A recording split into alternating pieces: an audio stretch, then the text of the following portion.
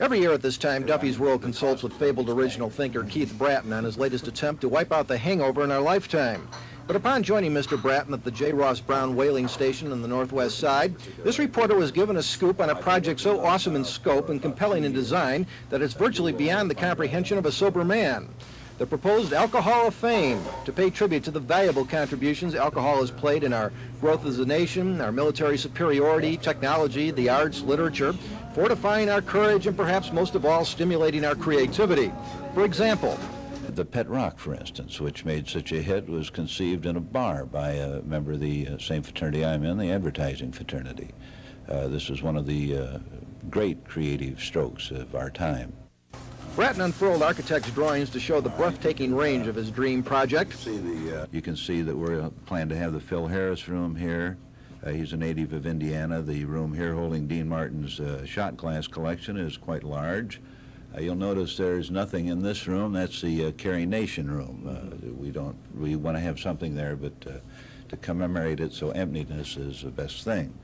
We're going to have probably other exhibits here. Miles Davis, who makes Alka-Seltzer, maybe Bayer Aspirin tablet. What Bratton ultimately plans is a building about the fifth of a skyscraper, leaning precisely 8 degrees to the left. The tentative location of the proposed Alcohol of Fame is nothing short of critical.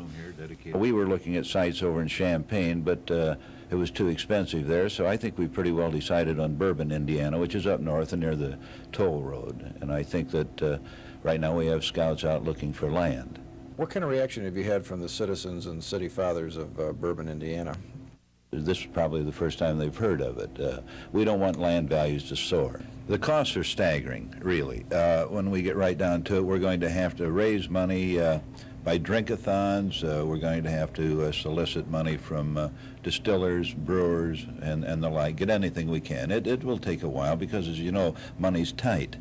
But all this is in the future. Bratton has again been toiling round the clock to come up with one of his yearly New Year's Day hangover cures, notable for their creativity, imagination, and total ineffectiveness.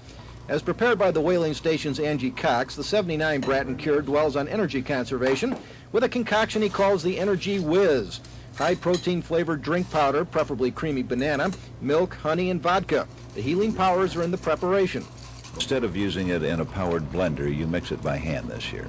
That saves a lot of energy, power.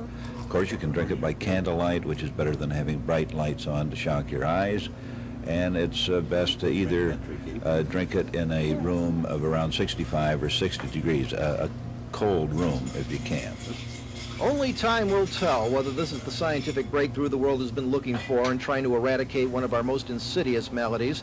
For in the belief of Keith Bratton, something must be done to keep the mind clear at all times so man can continue to dream up and create the monuments symbolic of our times. For the news, Reed Duffy, Channel 6.